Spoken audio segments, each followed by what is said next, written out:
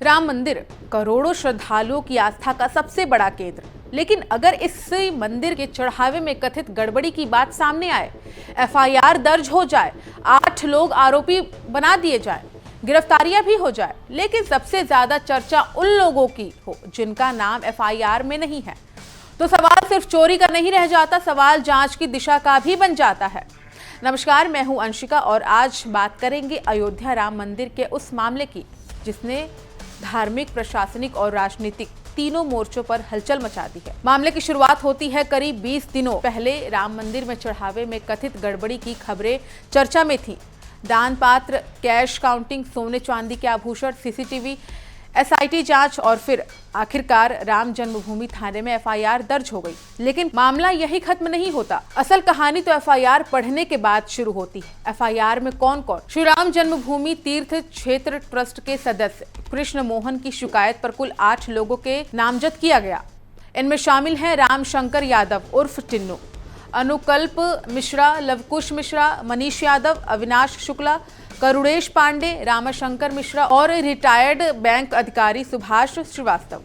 FIR में आरोप है कि मंदिर में आने वाले चढ़ावे और दान की रकम में सुनियोजित तरीके से गड़बड़ी की गई। पुलिस ने भारतीय न्याय संहिता की कई गंभीर धाराओं के साथ भ्रष्टाचार निवारण अधिनियम के तहत केस दर्ज किया है। अब ये धाराएं क्या कहती हैं? ये कोई साधारण एफआईआर नहीं है। इसमें आपराधिक साजिश, विश्वासघात, कर्मचारी द्वारा चोरी की संपत्ति छिपाना और उसके लेन देन जैसी गंभीर धाराएं लगाई गई हैं। मतलब अगर अदालत में आरोप साबित होते हैं तो सजा भी गंभीर हो सकती है। अब बात सबसे चर्चित नाम की। एफआईआर में सबसे ज्यादा जिस नाम की चर्चा हो रही है वो है टिन्नू यादव।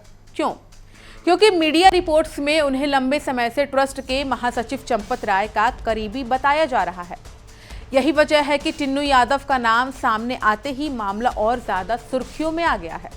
लेकिन सबसे बड़ा सवाल, एफआईआर में कौन शामिल है? इसमें ज्यादा चर्चा इस बात की है कि कौन शामिल नहीं है। एफआईआर में ट्रस्ट के किसी सदस्य का नाम नहीं है। महासचिव चंपत राय, ट्रस्टी डॉक्टर अनिल मिश्रा, गोपाल राव, इनमें से कोई नाम एफआईआर का हिस्सा नहीं है।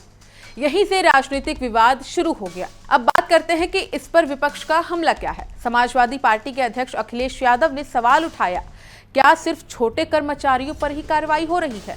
क्या बड़े लोगों को बचाया जा रहा है? आम आदमी पार्टी के सांसद संजय सिंह ने भी कहा, जिन दस्तावेजों की बात पहले हो रही थी उनके आधार पर बड़े नामों पर कार्रवाई क्यों नहीं हुई? हालांकि सरकार या जांच एजेंसियों की तरफ से इस आरोपों की कोई पुष्टि नहीं की गई है।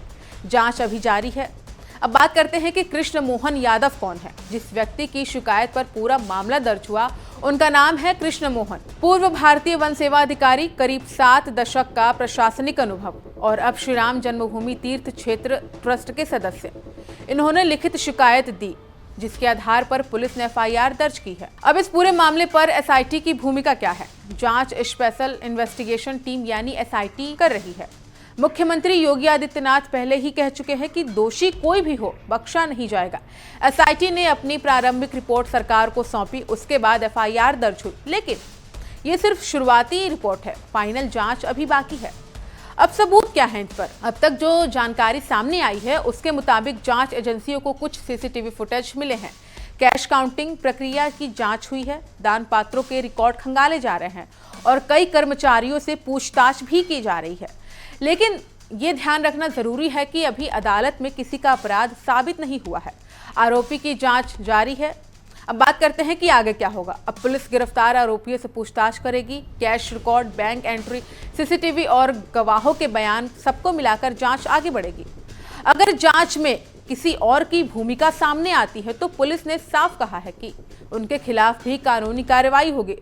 इस पूरे मामले में फिलहाल 3 बातें सबसे अहम है। पहली, एफआईआर दर्ज हो चुकी है। दूसरी, 8 लोगों पर गंभीर धाराएं लगी है और गिरफ्तारियां हुई हैं। तीसरी, जांच अभी खत्म नहीं हुई है, इसलिए न तो किसी को अभी दोषी मान लेना ठीक होगा और न ही किसी को पूरी तरह क्लीन चिट देना। अब नजर रहेगी एसआईटी की अगली रिपोर्ट पर, क्योंकि वही तय करेगी कि ये मामला सिर्फ 8 लोगों तक सीमित रहेगा या जांच की आंच और ऊपर बढ़ेगी।